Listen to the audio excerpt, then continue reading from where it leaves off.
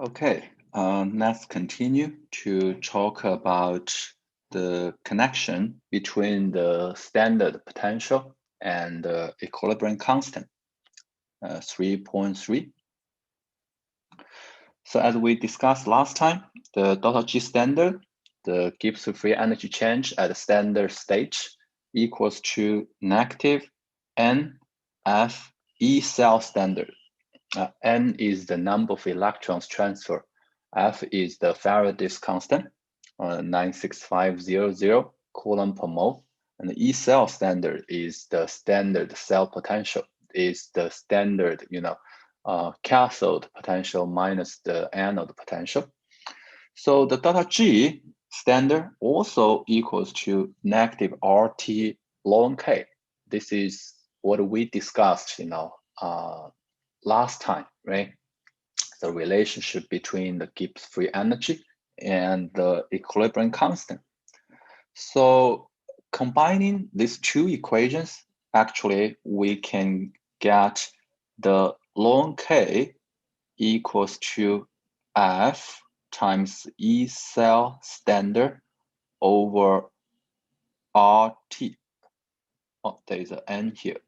It's NF over RT times E cell standard.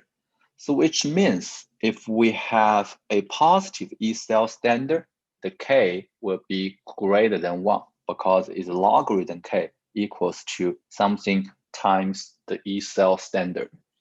And if the E cell standard is large positive, which means the K is much greater than 1. It means the redox reaction can go to the right side completely or pretty much completely.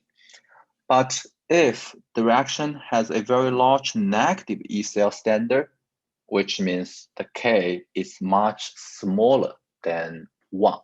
So which means the reaction actually favors to the left side. So the forward reaction is not spontaneous. So next question is, how about if the E cell standard is 0?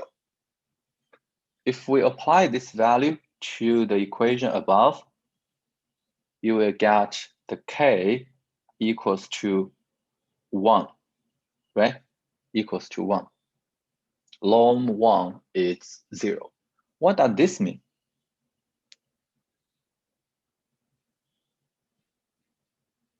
It means at the center stage, the reaction is at equilibrium states, right?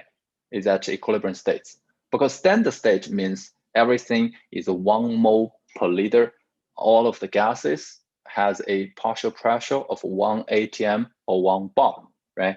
And if the K equals to 1, which means now it's balanced, so the reaction will not, go forward, it will not go backward, it will kind of stay there. But the forward reaction and the backward reaction are still ongoing, but the rates are the same. Then let's have a look at an example. So this is a method to use electrochemistry to measure some equilibrium constant, such as KSP. We didn't talk about KSP systematically yet. This is something we are going to discuss next time. So basically, the SP means the solubility products. And since it is also a K, it is the equilibrium constant. It is the constant for this dissolution process. Let's take silver chloride, for example. We all know silver chloride is a white precipitate, but there is still a very, very small amount of silver chloride dissolved in water and dissociate into Ag plus and Cl minus.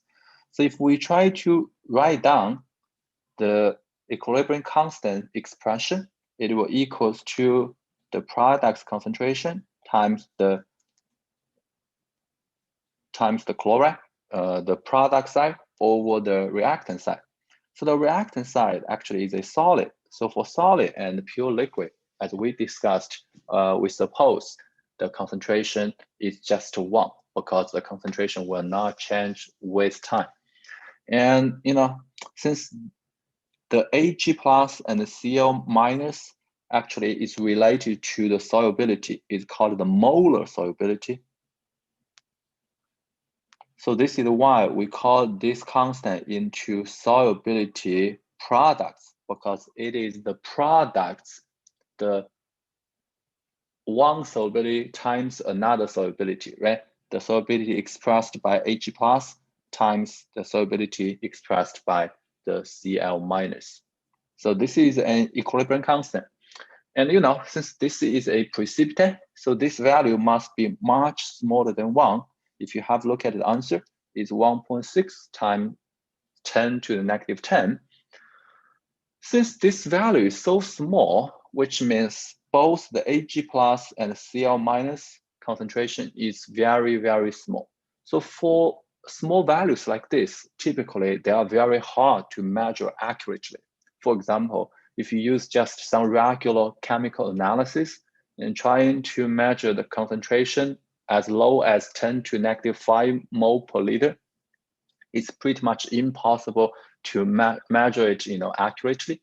So this is why we use the electrochemistry to indirectly calculate the KSP.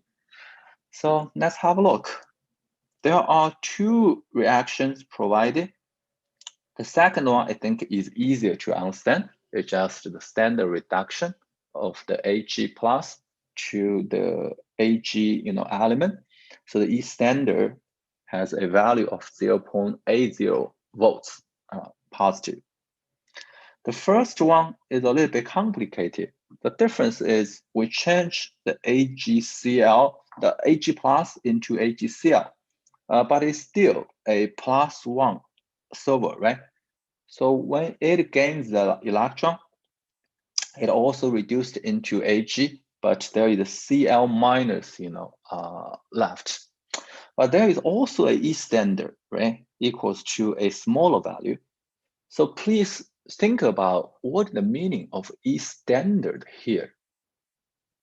Because when we say standard, we are talking about the ions is 1 mole per liter, the gas is 1 atm or 1 bar. Or let me ask in this way. So the standard here in the first direction means the Ag plus equals to 1m, or is the chloride equals to 1m? This is the question.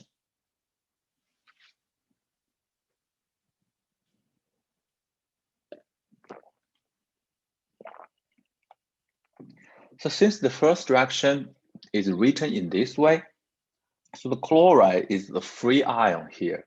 So we are implying the chloride is 1 mole per liter. So which means the Ag plus will be much smaller than 1 mole per liter, because the Ag plus will be determined by the KSP and the concentration of the chloride. And the chloride is 1 mole per liter, which means in this case, the Ag plus is just the KSP, which is a pretty small value. So this is why, although the first reaction is called standard state, but actually its Ag plus concentration is not standard. The standard here, the standard sign here just means the Cl minus is standard. This is also why the value is different from the second one. It's getting smaller. Think about, let's try to apply the Le Chatelier principle. The Ag plus is getting smaller, so which means the reactance is getting smaller. So the reaction will be easier to shift to the left side. So which means it's harder for the Ag plus to gain the electron. So we know gaining electron, the easier to gain electron, the more positive the E standard is. Let me say it one more time. So the easier to gain electron, the higher or the more positive the E standard is, because gaining electron means the electron move to this side, right? And last time we talked about the electron always move from a lower potential to a higher potential, right? So easy to gain electrons means a higher potential. So this explains why the first one should have a smaller E standard. Okay, so what is our goal? Our goal is to apply these two, these two half reactions to calculate the KSP. So in order to do that, we design a, galvanic cell.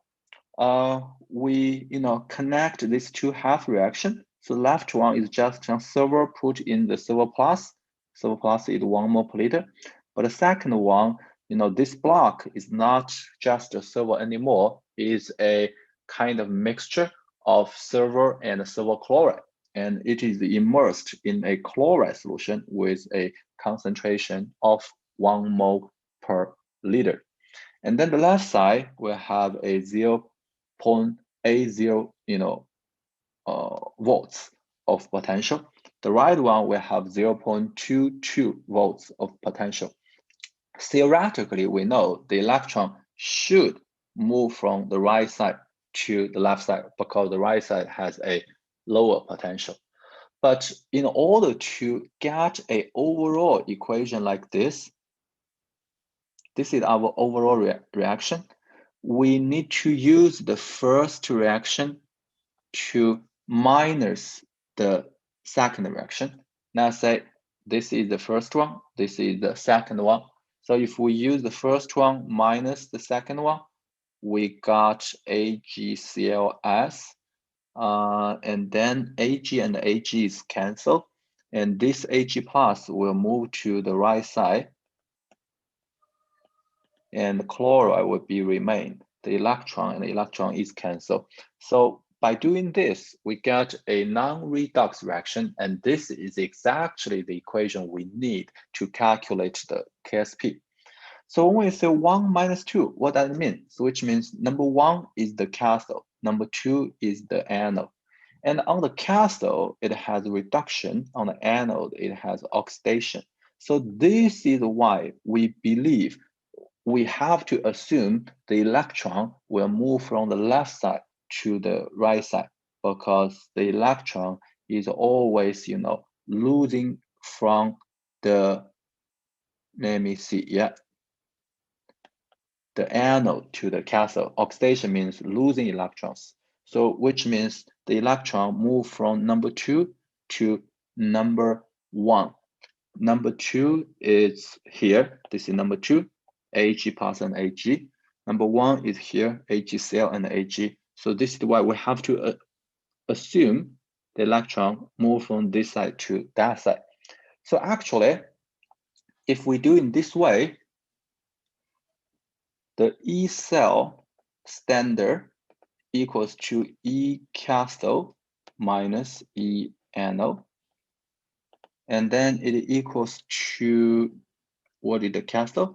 The cathode here, number 1, plus 0.22 volts minus plus 0.80 volts. It equals to 0.58 volts negative. So this negative sign really tells something. Okay, it means this reaction actually is not spontaneous to the right side, which means the K is much smaller than 1. And then we can use ln K equals to RT over, NF over RT times E cell standard. So we can put the N, which is 1 electron, Faraday's constant, Coulomb per mole, divided by R, 8.314 joule per mole per K, times 298, because it's 25 degrees Celsius, and then times negative 0.58 volts. And let's try to analyze the unit here. So the per mole and per mole is cancelled. And oh, there is a K. The per K and K is also cancelled. And the Coulomb times volts give you joule. So it canceled with the joule here. So you got a value without unit. This is exactly what we need because the logarithm definitely has no unit, right? You cannot do logarithm to any unit. So it must be a negative value, so which means the K will be much smaller than 1. So you guys can, finish the calculation by yourself and take some time after you finish, take some time to review the whole process because this is a very, very important method to use electrochemistry to design a galvanic cell to solve, the equilibrium constant, which is very, very small.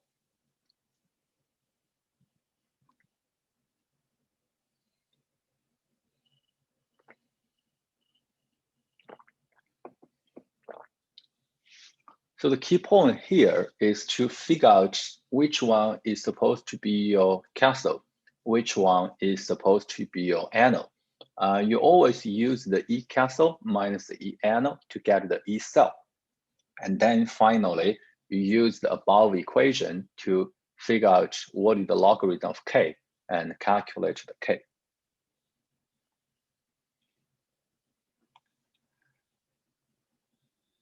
So if we had a very brief summary, there is a kind of triangle like this, delta G standard, which can be further calculated by delta H standard minus T delta S standard. And delta H standard can be measured by using the calorimetry, right, at constant pressure, because the delta H standard equals to QP. Right? You guys can further pay attention to the difference between QP and QV. And for the entropy, we can use theoretical calculation to get the delta S, and then combining these two parts, we can get the delta G standard. With the delta G standard, we have another equation to get the K, the equilibrium constant, and then by using the delta G standard equals to negative NFE. Oh, here it uses a Z. I think Z also makes sense because N is already kind of used in the ideal gas law to represent the moles. But here, what we want to emphasize is the number of electrons transferred during the process. So it's good to use another symbol.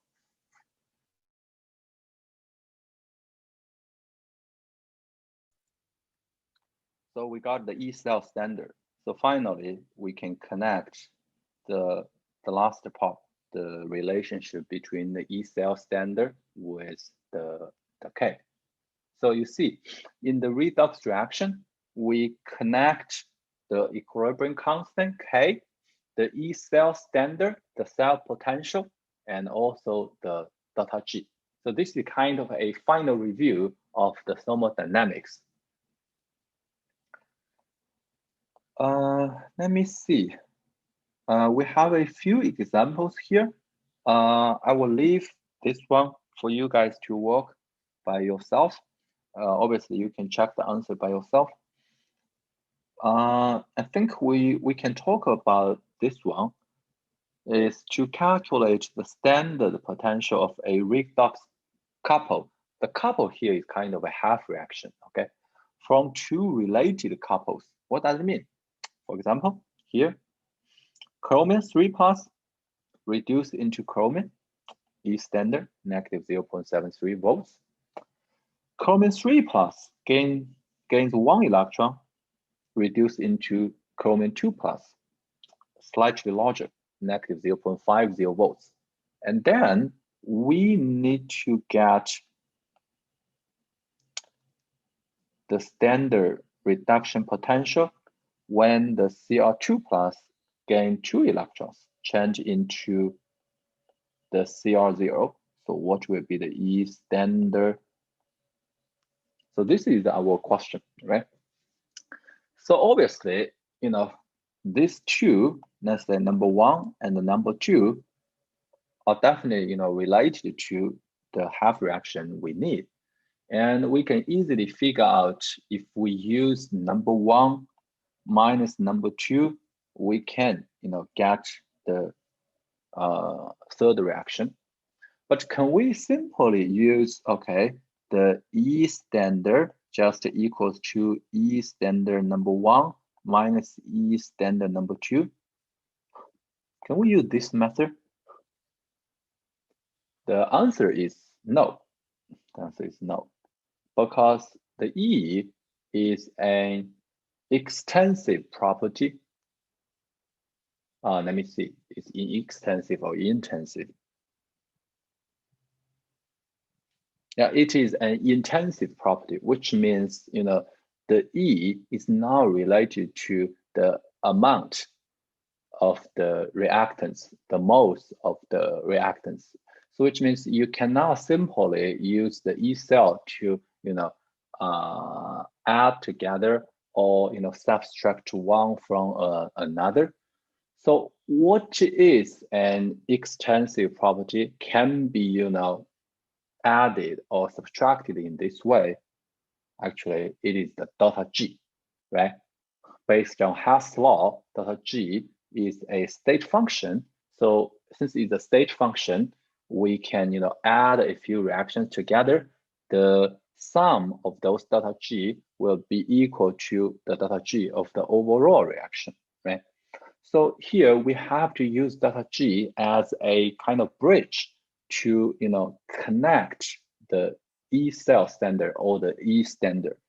So we can say, okay, let's say this is the reaction number 3, okay?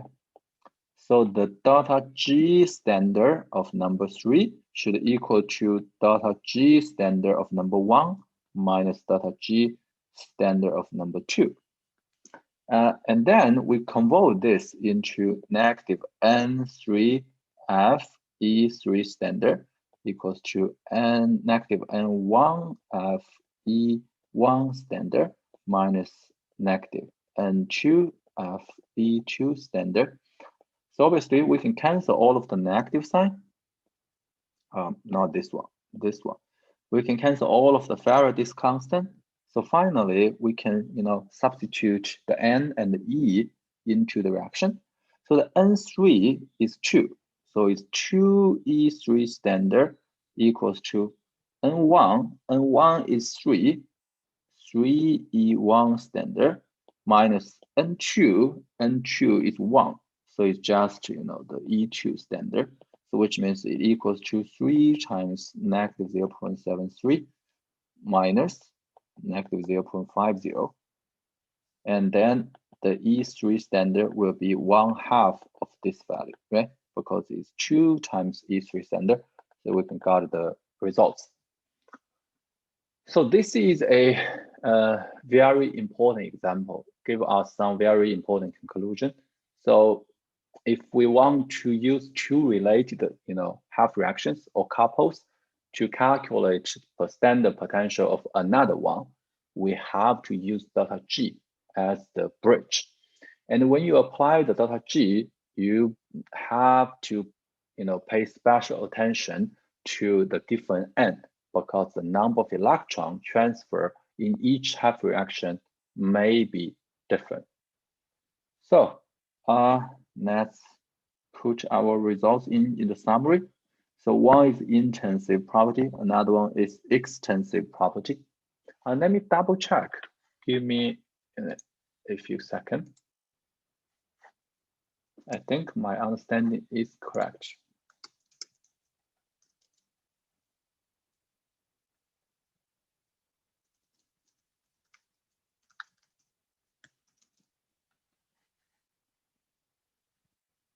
Oh, I made a mistake. It seems like I made a mistake in the previous part. The intensive property means it's not related to the amount, such as density. So let's say you have 1 gram of water, its density will be the same as 1 kilogram of water at the same temperature, the same pressure. So the density will not change with the amount of water. This is called intensive property. Another one is called extensive property. Extensive means, okay, it can be extended. So which means it's related to the amount, right? For example, the delta H, the delta G is related to how many moles of reaction you have. But for density, for temperature, they are intensive properties because they are not related to the amount. So here, the standard reduction potential is a potential difference between the cathode and the anode. So it's not related to how many electrons are transferred, how many moles of reactants are used. So it is an intensive property. Please correct the previous part if I made a mistake when I explain the intensive and extensive properties. So the intensive property are independent of the amount of substances. But for gift-free energy, enthalpy, entropy, they are extensive properties, which means they are dependent on the amount of substance. So only the extensive properties can be, applied to use the Hess law to put the, reactions, add them together, subtract one from another. Okay. Great. I think we can leave these two for you guys to think about. This reaction, this one is quite similar to the example we just talked about.